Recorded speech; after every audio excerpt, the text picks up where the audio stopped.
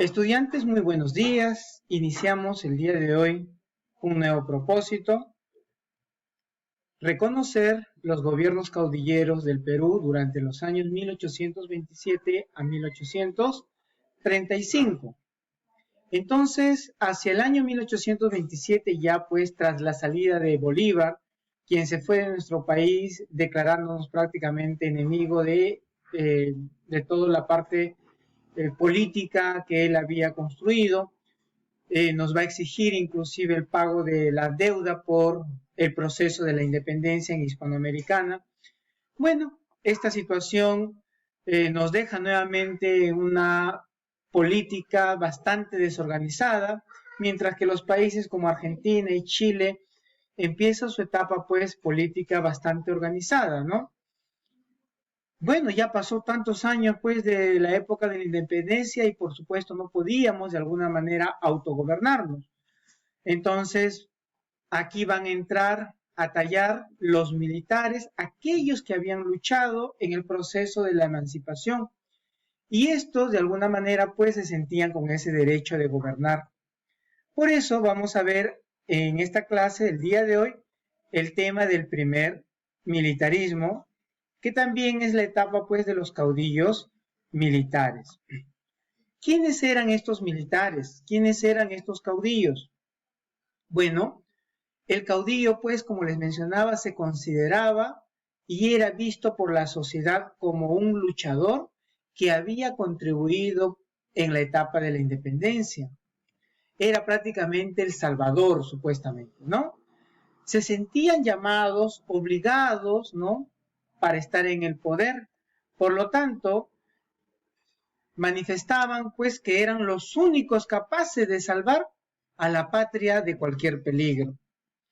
Tenemos entonces a un grupo de caudillos pues que van a ir a ser los protagonistas desde los años 1827. Bueno, estos caudillos, por supuesto, también van a tener cada uno de ellos su ejército.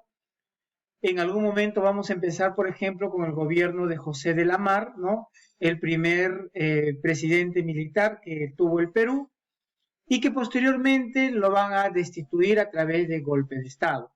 Que quiere decir que estos son caudillos militares que todos van a tener el afán de llegar al poder y se van a dar golpes de Estado unos a otros, inclusive a uno de ellos más adelante lo van a llegar a matar, ¿no? Me refiero pues a Felipe Santiago Salaverry. Bueno, acá hay un caudillo que también vamos a ir mencionando. Recuerden ustedes la participación que tenía el Perú con el Perú, firmada la Confederación, pues, no, aquí todavía no tenemos este tema, perdón, de la Confederación, solamente aquí vamos viendo a Andrés de Santa Cruz, un personaje que más adelante nos va a involucrar en lo que vendría a ser la Confederación Perú-Boliviana, que nos llevaría pues al fracaso de la guerra con Chile.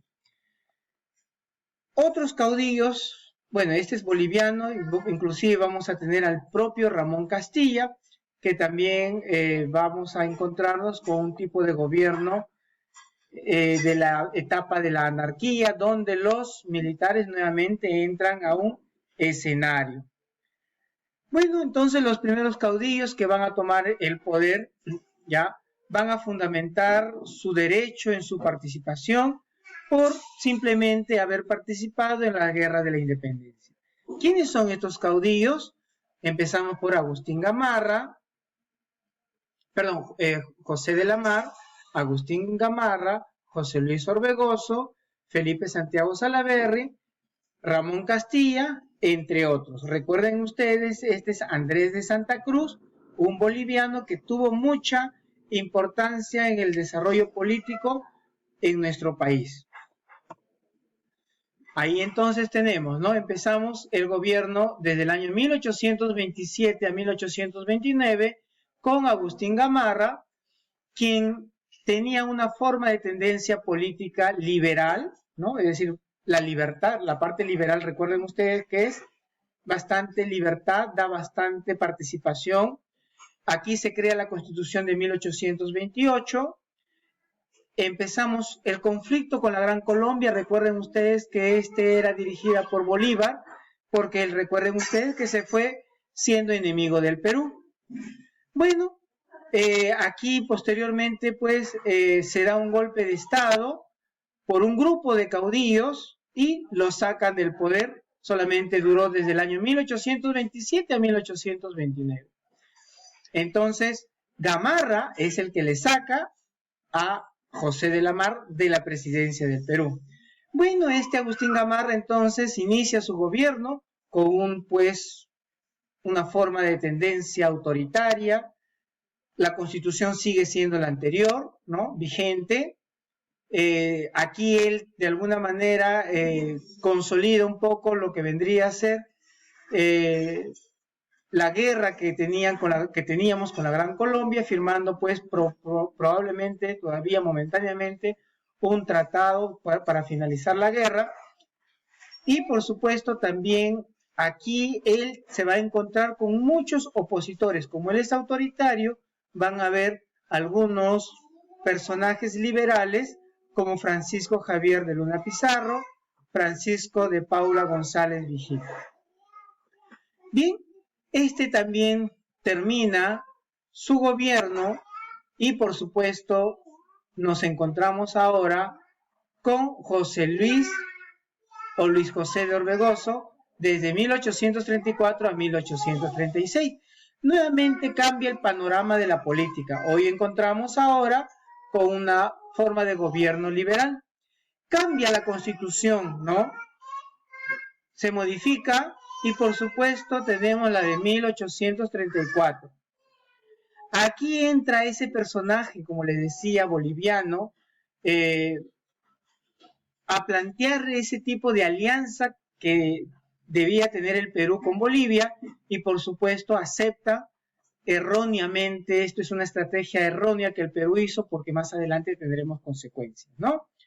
Bueno, en la política interna se reconoce, por ejemplo, presidente luego de una guerra civil contra Pedro Bermúdez, porque dentro de su gobierno pues había bastante conflicto. Luego tenemos, para finalizar la clase del día de hoy, el gobierno de Felipe Santiago Salaverry, que tenemos hacia el año 1835 con un gobierno autoritario, y este personaje se opone a la Confederación Perú-Boliviana y por supuesto estaba de alguna manera en lo correcto porque quizás presentía todo lo que podría pasar. Bueno, pero lamentablemente como opositor quizás este proyecto a él lo van a fusilar, muere pues y es derrotado posteriormente en un conflicto que estaban armando entre estos caudillos. Cada uno de estos presidentes nos toca trabajar de manera separada y lo iremos pues desarrollando en las siguientes clases.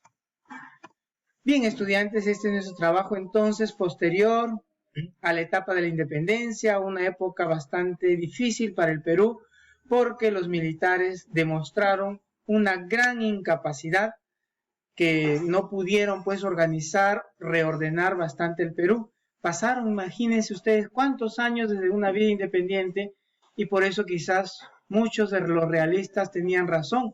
Aquí en el Perú no estaba bueno en este caso porque no sabían ni siquiera cómo se iban a gobernar. Creo que San Martín tenía razón, ¿no? Debió de quedarse como una especie de una monarquía constitucional.